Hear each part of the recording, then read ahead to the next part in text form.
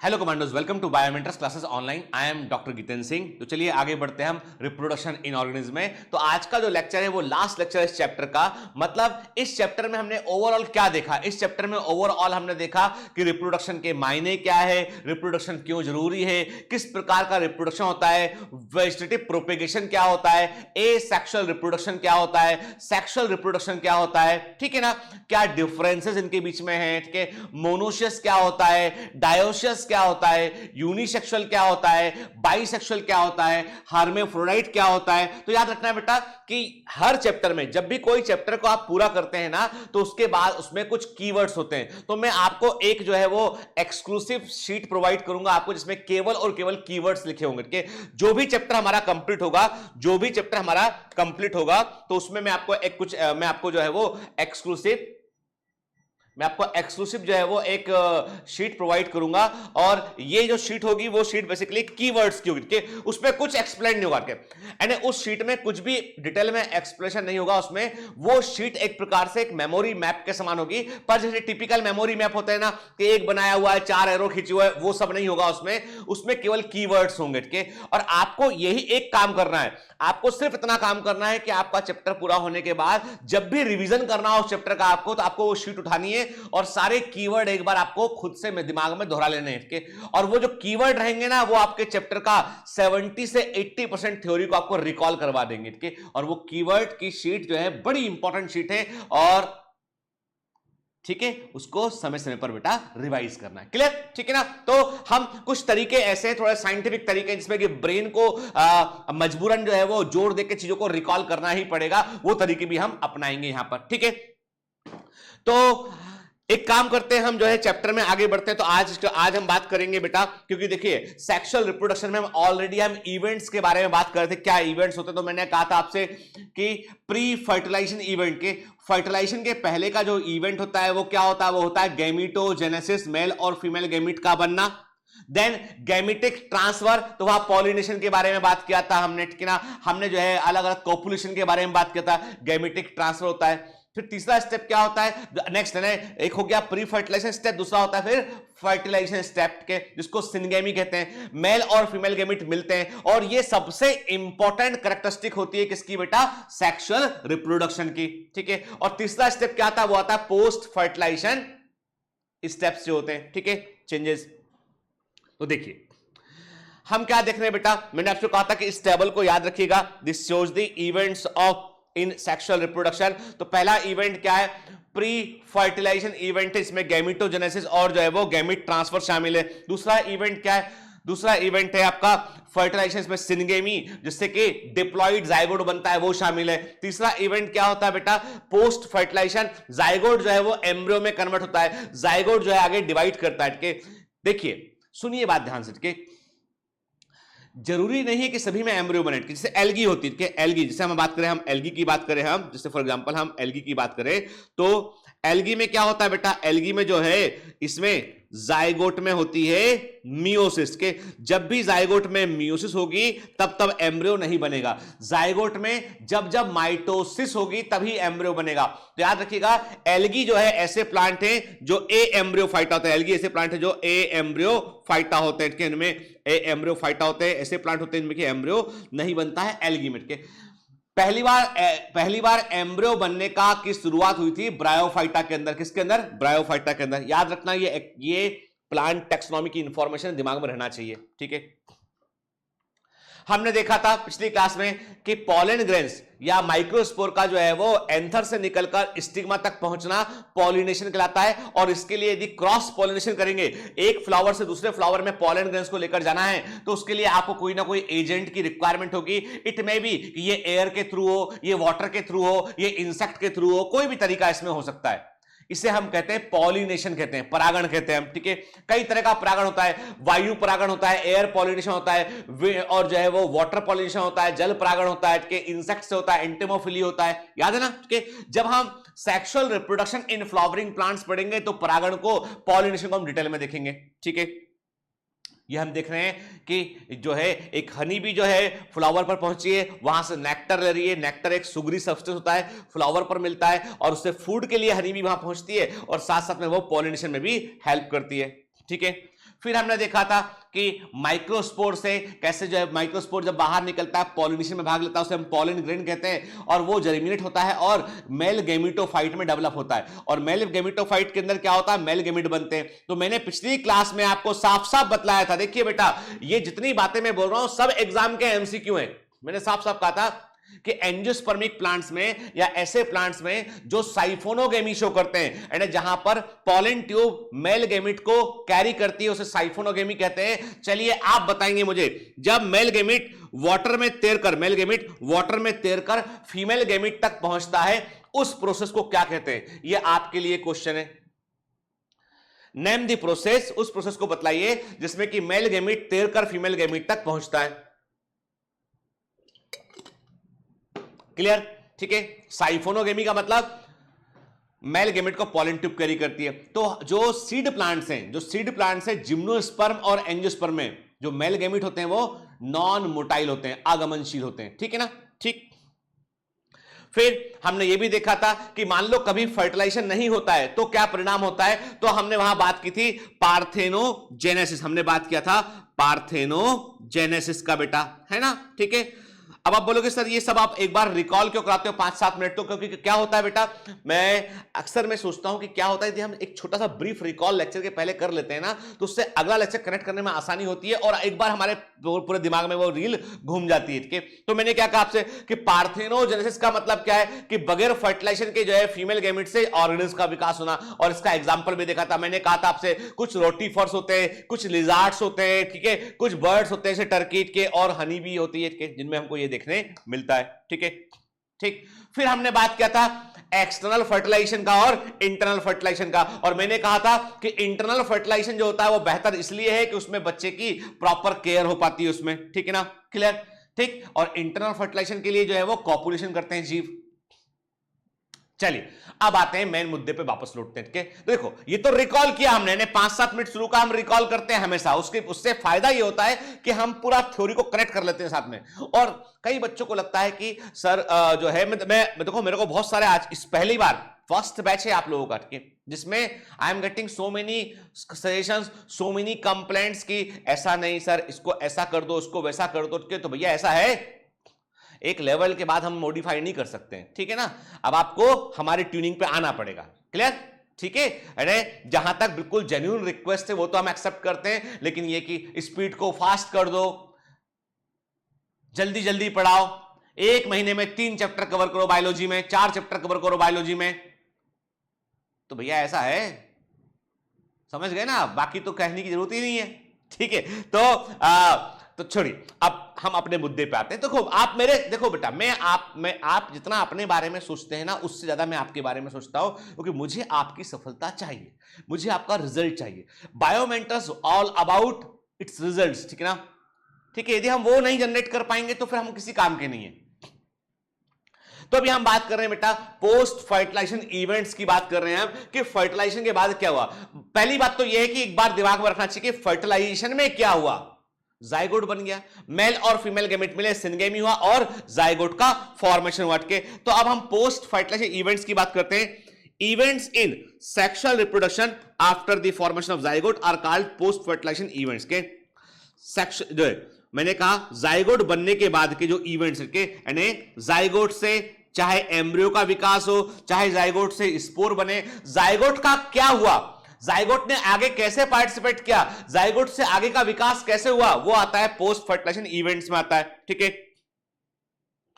The zygote formation of the diploid zygote is universal in all sexually reproducing organism. तो याद रखना के ये कैरेक्टरिस्टिक है के, यानी हमेशा मेल सेक्सुअल रिप्रोडक्शन में मेल गेमिट और फीमेल गेमिट आपस में मिलेंगे और जाइगोट बनेगा ही बनेगा। That is the universal fact, कोई अपवाद नहीं है। ठीक है।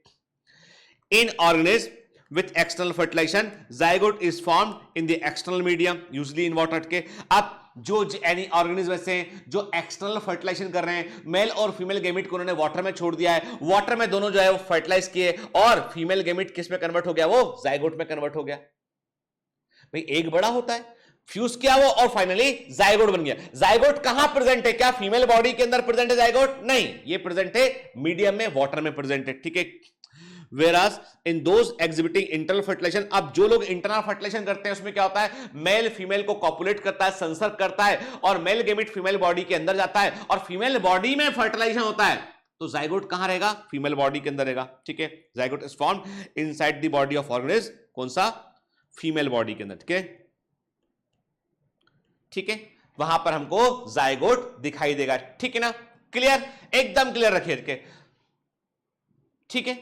चलिए, further development of zygote depends on the type of life cycle of organism has and the environment it is exposed to। अब देखिए, इस अकेले वर्ड का कनेक्शन बड़ा गहरा है, के ये बोल रहा है आपसे कि आगे का जाइगोट का डेवलपमेंट कैसे होगा, ये इस बात पर निर्भर करता है कि वो ऑर्गेनिज्म किस तरह का है और उसकी लाइफ साइकिल क्या है। फॉर एग्जाम्पल समझिए, फॉर एग्जाम्पल यदि ये एक एल्गी है, यदि ये एक एल्गी है, शैवाल है, एल्गी है, तो एल्गी का मेन बॉडी होता है हैप्लॉइड। एल्गी का मेन बॉडी क्या होता है, एल्गी का मेन बॉडी, जिसको हम रूट, स्टेम और लीफ में डिवाइड नहीं कर सकते हैं, उसको बोलते हैं हम थैलस। के एल्गी के मेन बॉडी को हम थैलस कहते हैं, और थैलस का मतलब होता है बेटा एक ऐसा स्ट्रक्चर जिसको रूट, स्टेम और लीफ में डिवाइड आप नहीं कर सकते हैं, ठीक है। ऐसा प्लांट बॉडी जिसको आप जड़, तना, पत्ती में रूट, स्टेम और लीफ में डिवाइड नहीं कर सकते हैं, वो थैलस है। और एल्गी का थैलस होता है हैप्लॉइड, हैप्लॉइड, हैप्लॉइड, क्रोमोसोम का केवल एक सेट रहेगा, ठीक है। अब जब एल्गी ने जो है वो क्या किया, जाइगोट बना, एल्गी में फर्टिलाइजेशन हुआ, जाइगोट बना। जाइगोट क्या है, जाइगोट होता है 2n, ठीक है। अब बताइए, यदि जाइगोट, मेरी बात ध्यान सुनिए, यदि जाइगोट में माइटोसिस होकर एल्गी बनेगा तो एल्गी कैसा बन जाएगा, डिप्लॉइड, 2n एल्गी बनेगा। इसका मतलब यह है कि यहां पर एल्गी का जो एक्चुअल बॉडी वो तो हैप्लॉइड है, मतलब जाइगोट में क्या होगा, जाइगोट में होगा मियोसिस, ठीक है। तो जाइगोटिक मियोसिस, जो लोअर प्लांट होते हैं बेटा, जैसे एल्गी की बात करें, वहां हमको जाइगोटिक मियोसिस देखने मिलती है। मोस्ट ऑफ द फंजाई में, अधिकांश कवक या फंजाई भी जो होते हैं वो भी हैप्लॉइड होते हैं, तो वहां पे हमको जाइगोटिक मियोसिस देखने मिलती है। तो एक पॉसिबिलिटी तो ये है कि हमको जाइगोटिक मियोसिस देखने मिले। कहां देखने मिलेगी हमको ये, हमको देखने मिलेगी ये एल्गी में, हमको देखने मिलेगी ये फंजाई के अंदर, ठीक है। और इससे क्या होगा, हैप्लॉइड स्पोर बनेंगे, और उन हैप्लॉइड स्पोर से हैप्लॉइड एल्गी बनेगी या हैप्लॉइड फंजाई बनेगी। देखो बेटा, ये बातें नहीं लिखी इसके अंदर, लेकिन मैं आपको बतला रहा हूं कि मैं क्यों बतला रहा हूं, ये 11th क्लास में लिखा हुआ सब कुछ, ठीक है ना। 11th क्लास में जब हम देखते हैं ना, तो जो लाइफ साइकिल वाला हिस्सा है जो प्लांटिंग, उसमें मेंशन है।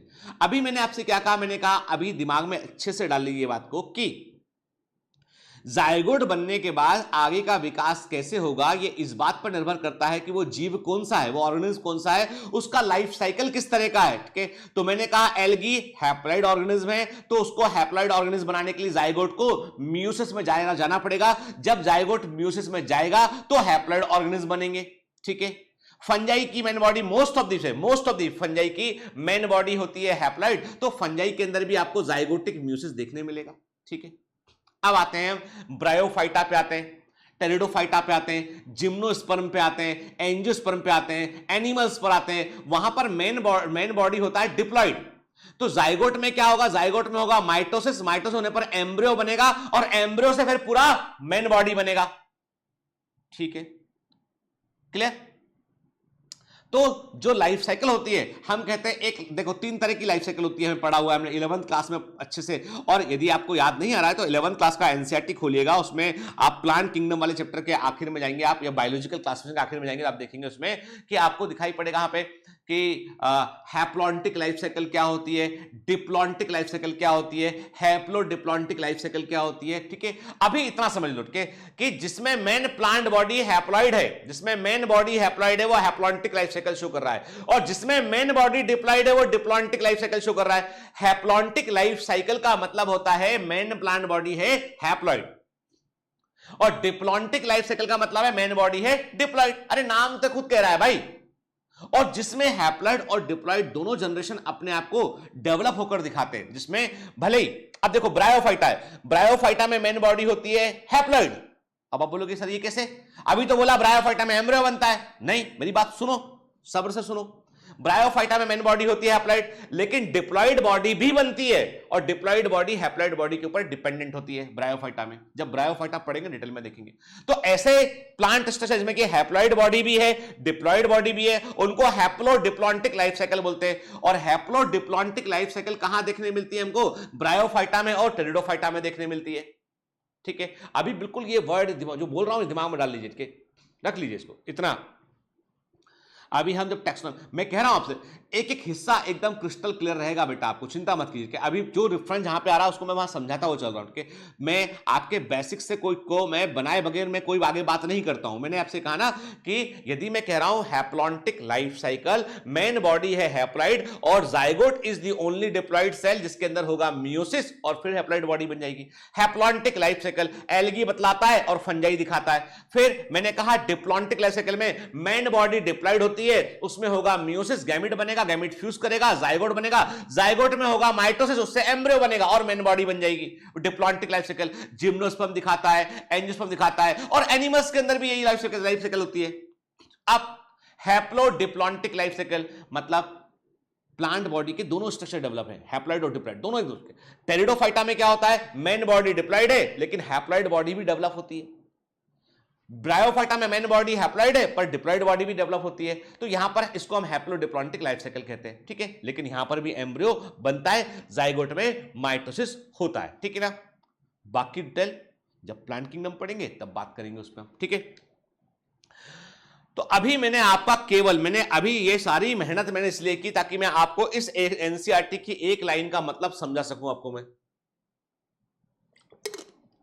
जिन लोगों को लगता है ना कि एनसीईआरटी की लाइनें पढ़ लो रट लो तो कार्यक्रम हो जाएगा पूरा, है ना, मतलब हम अच्छा, अब देखो ऐसा है कार्यक्रम तो होगा लेकिन वो पास का नहीं होगा, फेल का होगा। वो एनसीईआरटी इतनी अच्छी बुक है जिसकी एक लाइन में इतनी कहानियां छुपी हैं और जो जो जो ट्रूली उन कहानियों को समझेगा ना वो एग्जाम में फोड़ के आएगा। ठीक है, तो जिन लोगों को लगता है कि एनसीईआरटी तो पतली सी बुक है, इतना एक लाइन है, याद करो 7 पेज में तो एक चैप्टर खत्म हो जाता है उसका, और गीतेंद्र सर पढ़ाते हैं तो 70 पेज बन जाते हैं उसी चैप्टर के। तो भैया मैं क्या करूं, वो लाइनें जो है ना वो लाइनें मेरे को बोलती है कि समझा इसको, ये मुहावरा है, इस मुहावरे का मतलब समझा, ये दोहा है, दोहे का मतलब समझाओ। ठीक है, तो वो उसके चलते हमको समझना पड़ता है। तो मैंने आपसे कहा ना कि एक लाइन, सिर्फ एक लाइन कि एक जाइगोट का क्या होगा। अब देखो इसमें एक चीज है, further development of the zygote depends on the type of life cycle of the organism. तो लाइफ साइकिल के 3 तरीके होते हैं, मैंने बताया, हैप्लॉन्टिक, डिप्लॉन्टिक, हैप्लोडिप्लॉन्टिक। ठीक है, फिर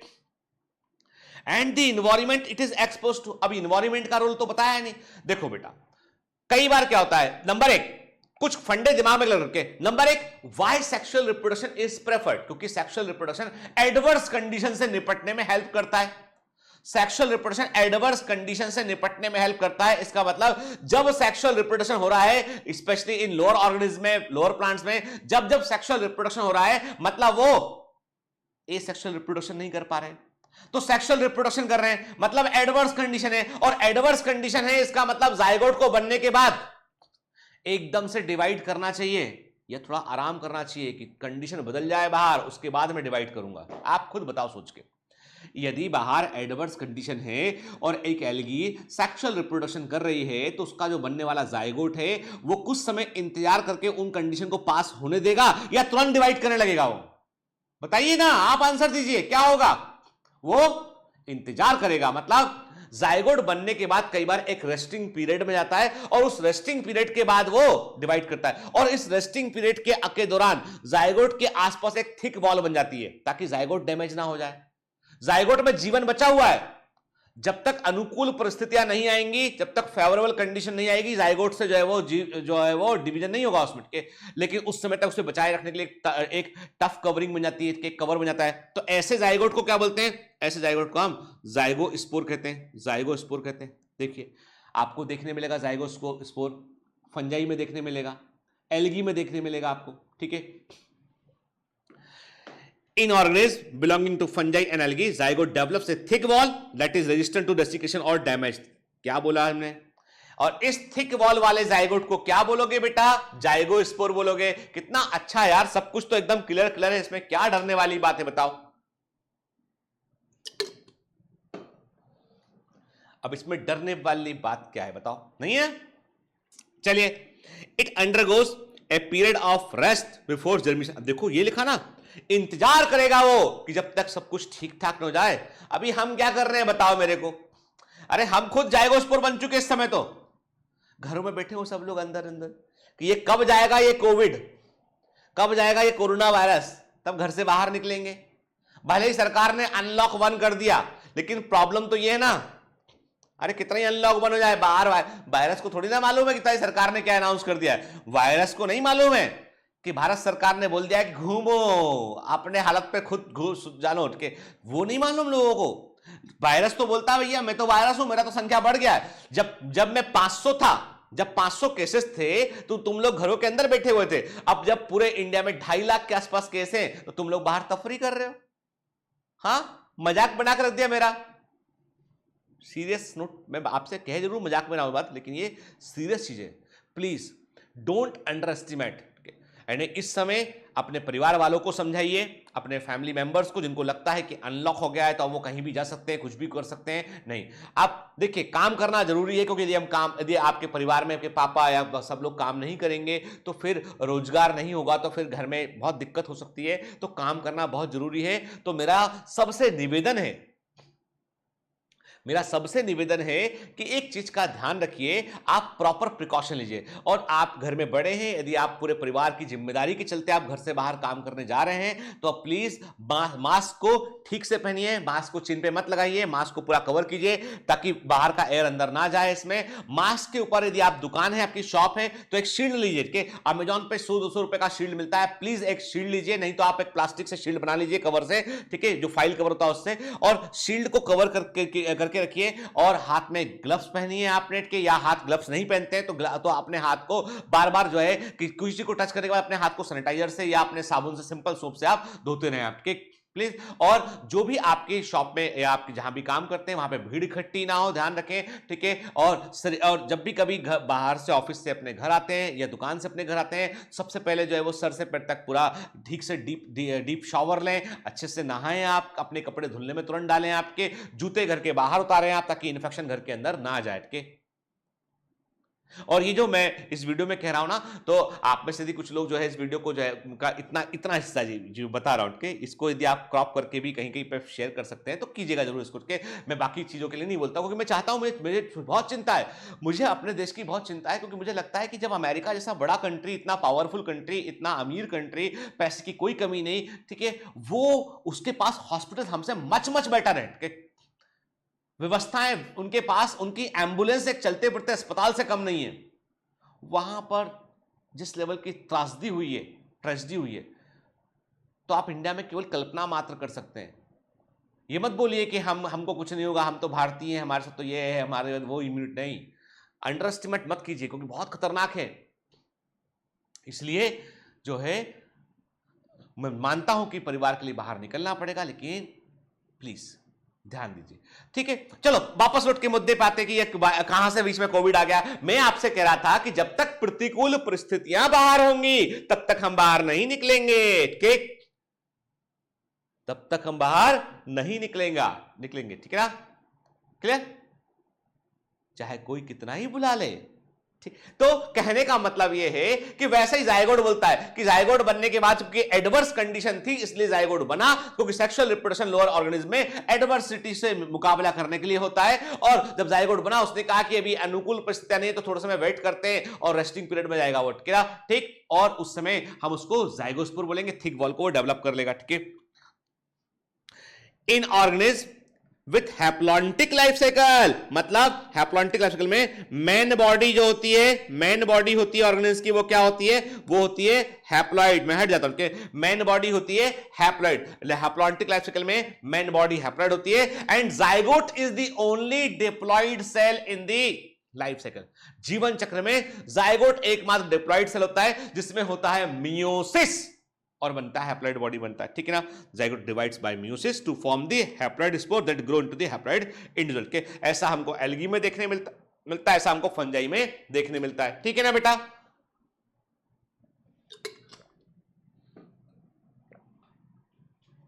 एनसीईआरटी की एक एक लाइन एकदम बेटा क्लियर होना चाहिए। कोई भी जगह पर आपको लगता है ना कि गीतेंद्र सर ने बताया, कोई बात का मतलब समझ में नहीं आया, बताइए बेटा, मैं आपकी तो लिए दोबारा हेल्प करूंगा, क्योंकि आई एम फॉर यू यार, आपके लिए। अब देखो ऐसा है, कल मैं हमेशा आपसे एक बात बोलता हूं कि क्या होता है कि जैसे हम मेरे जो बच्चे हैं, मैं अपने बच्चों को बोलता हूं कि बेटा ये करो ये मत करो, वैसे ही आपके साथ में मेरा व्यवहार हटके। तो मुझे अब कई लोगों को लगता है सर लेक्चर में बात भी काफी करते हैं, एक्चुअली बेटा ये कि यही तो वे ऑफ कम्युनिकेशन है। हमें और आप जो है वो केवल एक माध्यम मात्र नहीं कि मैं बांटता रहूं आप सुनते रहे, this is the close connection. ठीक है, जो बेपरवाह है, जो अजनबी हैं, वे कभी समझ नहीं पाएंगे। ठीक है, ये कौन समझेगा? ये हम समझेंगे। ये दिलों का स्नेह है, ये दिलों का स्नेह है जिसको दिल वाले ही समझ सकते हैं केवल। ठीक है, चलिए, zygote is the vital link that ensures continuity of species between organisms of one generation to the next। के देखिए सिंपल सी बात है, वन जनरेशन, एक पीढ़ी थी, उसने क्या किया, उसने बनाए गैमिट्स बनाए उसने। ठीक है, गैमिट से क्या बना, फाइनली गैमिट फ्यूज किए, जाइगोट बना, जाइगोट जर्मिनेट हुआ, क्या बन गया, नेक्स्ट जनरेशन बन गया। ठीक है, एक पीढ़ी से अगली पीढ़ी के बीच में सबसे इंपॉर्टेंट कनेक्टिंग लिंक होता है जाइगोट, जो अगली जनरेशन को तैयार करता है। तो हम क्या कहते हैं, it is the vital link that ensures the continuity of species. Very very IMP statement exam में पूछा गया है। ठीक है, every sexually reproducing organism including human beings begin life as a single cell zygote. के हम सबके जीवन की शुरुआत एक सिंगल कोशिका से होती है, इसको हम सिंगल सेल से होती है, इसको हम जाइगोट कहते हैं। It is diploid cell. ठीक है, सेक्सुअल रिप्रोडक्शन के फलस्वरूप बनता है। अब बात करते हैं हम एम्ब्रियोजेनेसिस के। मैं इसमें बेटा जो है एनसीईआरटी का लोगो लगाना भूल गया इसमें, तो मैं लिख देता हूं यहां पे, ये एनसीईआरटी है। ठीक है, क्लियर। तो जब हम एम्ब्रियोजेनेसिस की बात करते हैं तो इसका मतलब क्या होता है, देखो बेटा, है ना, मतलब एम्ब्रियो का बनना, जेनेसिस मतलब बनना। ठीक है, एम्ब्रियो, और याद रखना बिल्कुल नहीं भूलना, जाइगोट, जाइगोट में जब होगा माइटोसिस तभी एम्ब्रियो बनेगा। ठीक है बेटा, यदि जाइगोट में मियोसिस होता है तो एम्ब्रियो फॉर्मेशन नहीं हो सकता। Clear, crystal clear. ठीक है, embryogenesis refers to the process of development of embryo from the zygote के, और इस दौरान जो डिवीजन होता है वो डिवीजन होता है माइटोसिस। ठीक है, during embryogenesis zygote undergoes cell division, mitosis and cell differentiation के। And what is the meaning of cell differentiation? देखो बेटा, जाइगोट में हुआ माइटोसिस, उससे मल्टी सेल्ड कंडीशन बन गई। अब उसमें से कुछ सेल जो होती हैं वो, जैसे हम एनिमल की बात करें, कुछ सेल्स मॉडिफाई होंगी और हार्ट को बनाएंगी, कुछ सेल्स मॉडिफाई होंगी वो लिवर को बनाएंगी, कुछ सेल्स मॉडिफाई होंगी अपर लिम्ब बनाएंगी, कुछ सेल मॉडिफाइड होंगी पैर बनाएंगी, लोअर लिम्ब बनाएंगी। तो मतलब जाइगोट से जब डिवाइड करता है तो कोशिकाओं का सेल्स का एक बंच बनता है, और उस बंच में फिर सेल्स अपने अपने काम बांट लेती हैं और उस ऑर्गन के रूप में वो डेवलप होती हैं। तो मतलब जब कभी भी सेल्स बनता है, ग्रुप ऑफ सेल बनता है, उसमें से कुछ सेल डिवीजन ऑफ लेबर करती है, काम को बांट लेती हैं और अपने अपने ऑर्गन को डेवलप करती है, उसे हम डिफरेंशिएशन कहते हैं। प्लांट में भी होता है, एनिमल में भी होता है। While cell division increase the number of cells in the developing embryo, कोशिका विभाजन होने पर, सेल डिवीजन होने पर एम्ब्रियो के अंदर सेल्स का नंबर बढ़ता है, जबकि cell differentiation helps groups of cell to undergo certain modifications to form specialized tissue and organs to form an organism। क्या मैंने कहा ना, लीवर बनेगा कुछ सेल से हार्ट बनेगा, कुछ सेल से किडनी बनेगी। तो बात इतनी सी है कि यानी जहां नंबर ऑफ सेल्स बढ़ने से क्या हो रहा है बेटा, कि जहां पे जो है वो अपना सेल्स की संख्या बढ़ रही है सेल डिवीजन से, वहीं सेल डिफरेंशिएशन होने से अलग अलग ऑर्गन बन रहे होते हैं, अलग अलग टिश्यू बन रहे होते हैं। ठीक है, very important. Animals are categorise into oviparous and viviparous. Animals को दो कैटेगरी में, एक ऐसे जो अंडे देते हैं, एग लेइंग अंडे देने वाले होते हैं, ठीक है, और जो सीधा संतानों को उत्पन्न करते हैं, सीधे बच्चे को जन्म देते हैं, वो होते हैं विविपेरस होते हैं। ठीक है, based on whether development of zygote takes place outside the body of the female parent और इनसाइड के ठीक है, देखिए सिंपल सी बात है, जिनका फर्टिलाइज एग जो होता है वो बाहर निकलता है, उस एग में से वो बच्चे को जन्म देते हैं, वो तो हम क्या बोलते हैं, हम कहते हैं उसको कि ऐसा जो है वो, उसे हम क्या बोलेंगे, उसे ओविपरस बोलेंगे, जो एग देगा अपना के। ठीक, तो जाइगोट का फर्दर डेवलपमेंट वो फीमेल बॉडी के अंदर होता है या बाहर होता है? बाहर हो रहा है, मतलब ओविपरस, ओवम बाहर आ गया, फर्टिलाइज ओवम बाहर आ गया, अब उसका डेवलप, उसको जो है वो उसका फिर ध्यान रख रहा होता है पक्षी, बर्ड जो है के, और जो भी एनिमल के। ठीक, कई बार किसी किसी ऑर्गेनिज्म में पेरेंटल केयर नहीं होता है, किसी किसी में होता है। ठीक है, तो फर्टिलाइज और अनफर्टिलाइज एग जो होते हैं वो, उससे वो जो यंग वंश का जन्म होता है, या फिर जो है वो सीधे संतानों को वो जन्म देते हैं। ठीक है, इन ओविपरस एनिमल, जैसे कि रेप्टाइल्स की बात करें, हम सांप की बात करें, रेप्टाइल्स की बात करें, हम रेप्टाइल सरीसृप की बात करें, वर्ड्स की बात करें, the fertilise egg covered by hard calcareous shell, के जो एग होते हैं उनके आसपास एक कैल्शियम से बना हुआ टफ कवर होता है, जैसे आपने देखा मुर्गी का अंडा देखा है। Are laid in safe placed in environment, उसको वो सुरक्षित जगह पर वो अंडे देते हैं, और उस अंडों में, जैसे रेप्टाइल्स है, क्लियर करो, रेप्टाइल्स अपने अंडों की केयर नहीं करते, वो अपना अंडा देने के बाद चले जाते हैं। लेकिन पक्षी जो होते हैं उनमें पेरेंटल केयर डेवलप होता है, क्योंकि रेप्टाइल्स की तुलना में पक्षी, बर्ड्स होते हैं, दे आर मोर इंटेलिजेंट के, तो वो अपने अंडों को सेते हैं, उसकी वो देखरेख करते हैं। ठीक है, तो एक इंक्यूबेशन पीरियड के बाद में, एक निश्चित समय के बाद में उन अंडों से बच्चों का जन्म होता है। ठीक है, और एक के अंदर जो है इतना सफिशिएंट न्यूट्रिएंट होता है कि वो जो अंदर जो बच्चे का डेवलपमेंट हो रहा होता है उसको प्रॉपर न्यूट्रिशन मिलता रहता है। जबकि विविपर्स एनिमल में क्या होता है, मेजॉरिटी ऑफ मैमल्स के, जैसे इसमें ह्यूमन बीइंग भी शामिल है, याद रखिएगा, केवल आप प्लेटिपस को छोड़ दीजिए, बाकी मेजॉरिटी ऑफ एनिमल्स जो होते हैं उनमें जाइगोट जो होता है वो डेवलप होता है एक यंग ऑर्गेनिज्म के रूप में, और फीमेल बॉडी के अंदर के, तो फीमेल बॉडी सीधा जो है वो यंग वंश को, जो है वो जन्म देती है, सीधा जो है वो नवजात को जन्म देती है, फीमेल बॉडी सीधा नवजात जंतु को जो है वो जन्म देती है। ठीक है ना, मैमल्स में देखने मिलता है हमको।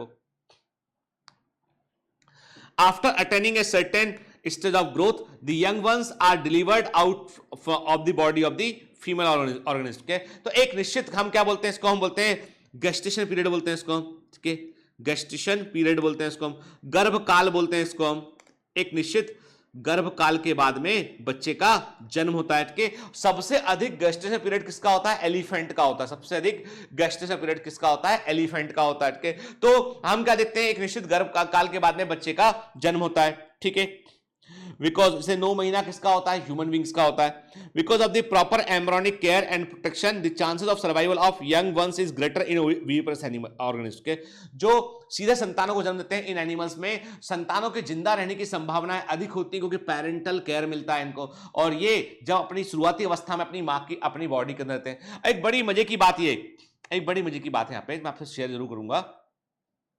मैं हाल ही में मैंने एक बड़ी अच्छी बुक पढ़ी, सैपियंस, ठीक है ना, और इस दौरान देखो, मेरे को जब भी कभी वक्त मिलता है ना, तो मेरा सबसे बड़ा जो कोई मेरी हॉबी है, एक तो पढ़ाना मुझे बहुत अच्छा लगता है। ठीक है, तो मैं अलग अलग चीज़ों को पढ़ाने की कोशिश करता हूँ, और उसके अलावा मुझे पढ़ना बहुत अच्छा लगता है। मैं कभी किसी ज़माने में शेयर भी किया था कि मेरा एक ड्रीम है कि मैं अपना एक बड़ा सा घर बनाऊं, उसमें एक बड़ी सी लाइब्रेरी बनाऊं, कि उसमें एक 3-4 फ्लोर 5 फ्लोर का घर हो, उसमें एक टॉप के फ्लोर पे जो है वो कुछ बालकनियां हो, खुली हवा आती हो, सूर्य की रोशनी आती हो, के आसपास ग्रीनरी दिखाई पड़ती हो, और उसमें एक सुंदर सी लाइब्रेरी हो बीच, उसमें बैठ के जो है मैं कई सारी किताबें, दुनिया की सारी अच्छी किताबें उस लाइब्रेरी के अंदर हो, भगवान काश ऐसा हो, तो उसमें जो है उस लाइब्रेरी में बैठ के मैं अपने पसंद की किताब पढ़ रहा हूं।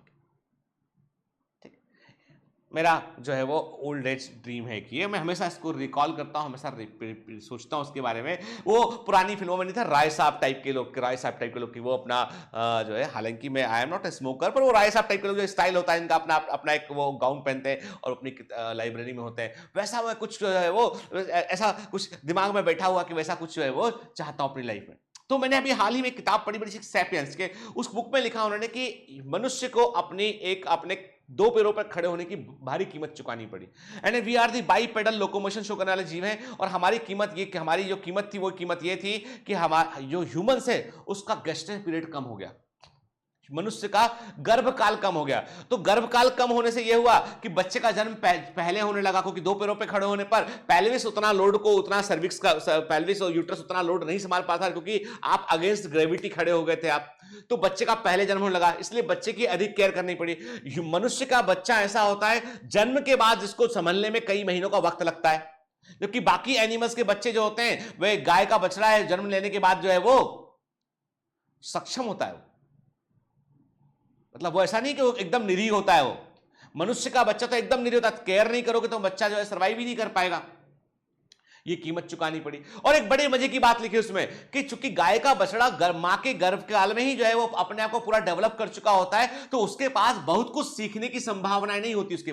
उसके पास बहुत कुछ नया सीखने की संभावनाएं नहीं होती, क्योंकि वो अपनी मां से सब कुछ सीख के गर्भ से बाहर निकला होता है। लेकिन मनुष्य का बच्चा जो होता है वो अबोध अवस्था में बाहर निकलता है, उसे बड़ी पेरेंटल केयर की रिक्वायरमेंट होती है, तब वो अपनी मां से बहुत कुछ सीखता है, अपने पिता से बहुत कुछ सीखता है। इसलिए मनुष्य में सीखने की प्रवृत्ति ज्यादा है और मनुष्य इसलिए दूसरे जानवरों से आगे है। फैंटास्टिक बुक एवर कि जो मैंने अब तक जितनी बुक्स पढ़ी उसमें, बुक सैपियंस। ठीक है, चलिए। तो मैं आपको क्या बता रहा था, मैं आपको बता रहा था कि जो सर्वाइवल के चांसेस यहां पे पेरेंटल केयर मिलता है, तो बच्चों को जो है वो पेरेंट मिलता है, क्योंकि मां रखे होती है उसको अपने घर पर, मां का अपना नेचुरल एक हार्मोनल कनेक्ट होता है साथ में बच्चे के साथ में। ठीक है, तो एक तो ये चीज हो गया अपना। दूसरा मैं आपसे कह रहा था इसमें कि जो है वो प्रॉपर एम्ब्रियोनिक केयर मिलता है, प्रॉपर प्रोटेक्शन मिलता है, इसलिए जो है वो यंग वंस के सर्वाइव होने के चांसेस बढ़ जाते हैं यहां पे। ठीक है, in flowering plants the zygote is formed inside the ovule. Flowering plant में क्या होता है, जाइगोट जो होता है ओव्यूल के अंदर बनता है। ओव्यूल क्या होता है, अब कई बार बच्चे बोलेंगे सर हमको तो ओव्यूल वर्ड का मतलब ही समझ में नहीं आ रहा हमको, कि क्या बोले जा रहे हो ओव्यूल ओव्यूल, क्या ओवम होता है, अंडा होता है, क्या होता है एक्चुअली। मेरी बात ध्यान सुनना बैठ के, जब भी कभी प्लांट्स के अंदर सेक्सुअल रिप्रोडक्शन होता है तो म्यूसिस के बाद सीधा गैमीट नहीं बनता है। क्लियर, ये तो बताया था मैंने। म्यूसिस के बाद सीधा गैमीट नहीं बनता है, म्यूसिस के बाद स्पोर्स बनते हैं, माइक्रोस्पोर और मेगास्पोर, ये तो सुना होगा आपने, है ना। माइक्रोस्पोर बोले तो पॉलन ग्रैंड, मेगास्पोर बनता है जिस जगह पर, मेरी बात ध्यान से सुनिएगा, जिस जगह पर मेगास्पोर बनता है उस जगह को बोलते हैं हम मेगा स्पोरेंजिया बोलते हैं उसको हम। ठीक है, जिस जगह पर मेगास्पोर बनेगा उसे मेगास्पोरेंजिया बोलते हैं। ऐसी मेगास्पोरेंजिया जो इंटेगुमेंटेड होती है, जिसमें एक अध्यावरण होता है, एक कवर होता है, ऐसी मेगास्पोरेंजिया जिसमें इंटेगुमेंट होता है, कवर होता है, उसे बोलते हैं हम ओव्यूल। तो ovule is nothing, it is an integumented megasporangia. Ovule क्या होता है, ओव्यूल एक अध्यावरण से घिरी हुई मेगास्पोरेंजिया होती है, it's an integumented megasporangia. Clear clear. तो मेगास्पोर डेवलप होकर बनाता है फीमेल गेमेटोफाइट, मेगास्पोर डेवलप होकर बनाता है फीमेल गेमेटोफाइट, और फीमेल गेमेटोफाइट में होता है एग। तो एग और ओव्यूल सेम चीज नहीं है प्लीज, एग और ओव्यूल सेम चीज नहीं है। ओव्यूल के अंदर बनेगा मेगास्पोर, ओव्यूल है मेगास्पोरेंजिया, ओव्यूल में बनेगा मेगास्पोर, मेगास्पोर से बनेगा फीमेल गेमेटोफाइट, और फीमेल गेमेटोफाइट के अंदर होगा एग। तो फाइनली एग किसके अंदर है, ओव्यूल के अंदर एग प्रेजेंट है।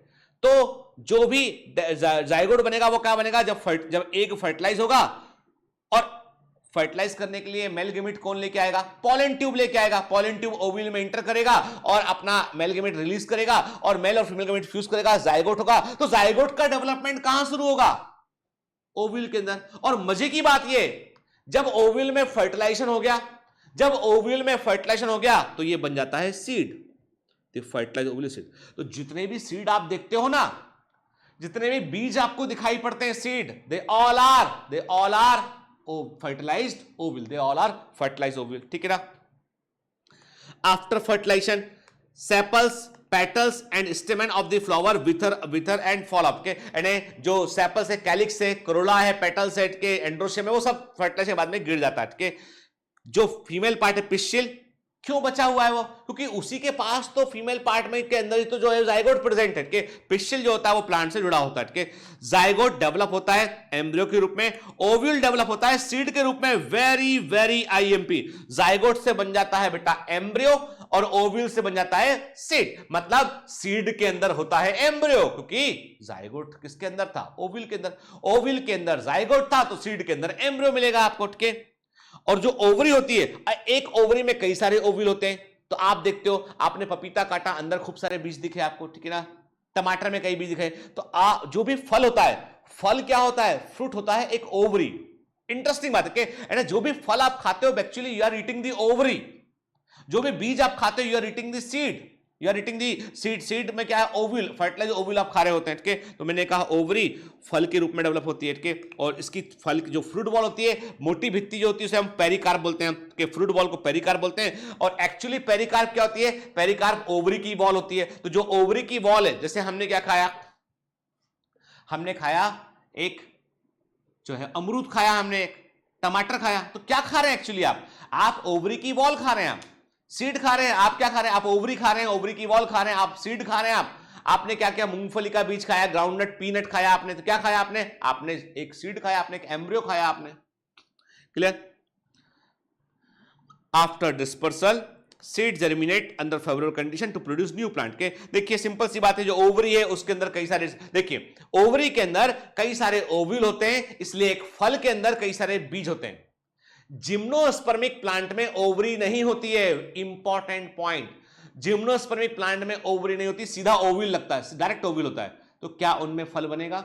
जिम्नोस्पर्म में फल नहीं होते हैं, लेकिन बीज होते हैं, उसमें सीड होते हैं। सीड ओव्यूल से बनता है। ठीक है, और एक सीड जो है वो बिखर जाएगा। अब देखिए गेहूं की फसल आती है, हम गेहूं की फसल काट लेते हैं, अभी काट चुके हैं, अपने घर में रखे हैं वो फसल को आप, ठीक है ना, रखें आप गेहूं का सीड। जब मौसम आएगा आप बो देंगे। तो इतने समय तक जीवन किसमें प्रेजेंट है?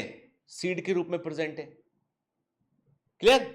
बीजों में प्रेजेंट है। तो एक समय काल को ऐसे वो क्रॉस करेगा, जब फेवरेबल कंडीशन आएगी तो वो सीड जर्मिनेट हो जाएगा। ठीक है, देखिए अपना मैंने क्या कहा आपसे कि एक, जैसे हम क्या देख रहे हैं बेटा, हम देख रहे हैं कि ये ओवरी है इसमें, तो हमने क्या बोला, पी फॉर क्या है, पी फॉर पेरिकार्प है, एस फॉर सीड है, एस फॉर सीड है। तो एक ओवरी के अंदर कई सारे ओव्यूल होते हैं, इसलिए एक फल के अंदर कई सारे बीज होते हैं। और ओवरी की वॉल होती है फ्रूट वॉल, और फ्रूट वॉल को बोलते हैं पेरिकार्प। फ्रूट वॉल को हम बोलते हैं पेरिकार्प बोलते हैं उसको हम। क्लियर?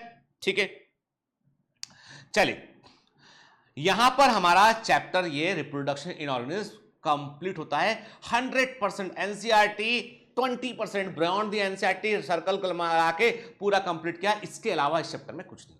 और हमने बहुत सारे डीपीएस में एमसीक्यू भी लगाए हैं, अभी भी लगाते रहेगा। आप टॉपिक पर टेस्ट क्वेश्चन आते रहेंगे, इसके बीच के क्वेश्चन आते। अभी बिल्कुल भी आपको आपकी समस्या को इन्हें आप मुझसे बोलेंगे सर क्वेश्चन कम कर दो, ये कर दो, कर दो, मैं आपकी बिल्कुल नहीं सुनूंगा। ठीक है, कमांडो ट्रेनिंग में आपकी कंप्लेंट सुनने का वक्त मेरे पास नहीं है। यू शुड बी जो है, you should be on my disposal. तो आपको जो बोला जाएगा, जैसा बोला जाएगा वैसा फॉलो करना है। ठीक है, हाँ, जेन्युइन प्रॉब्लम ये है कि आपको शेड्यूल को लेकर कुछ दिक्कत है, तो उस पर हम डिस्कस कर लेंगे, हम क्या कर सकते हैं। ठीक है, ठीक, जेन्युइन प्रॉब्लम ये है कि आपको लगता है कि सर बेसिक्स थोड़े और बड़ा बताया है, तो उस पर हम काम करेंगे। ठीक है, लेकिन सर मुझे तो आराम चाहिए, मैं तो सोना चाहता हूं, मैं तो आराम करना चाहता हूं, मैं तो चाहता हूं कि मैं जब मन करे तब आप जाया करो पढ़ाने घर पे मेरे। तो भैया ऐसा थोड़ी साइकिल से घर पढ़ाने तुम्हारे जाएंगे हम, है? तुमको शेड्यूल फॉलो करना पड़ेगा। ठीक है, clear? Got it commandos? All the best, पढ़ते रहिए, मेहनत करते रहिए।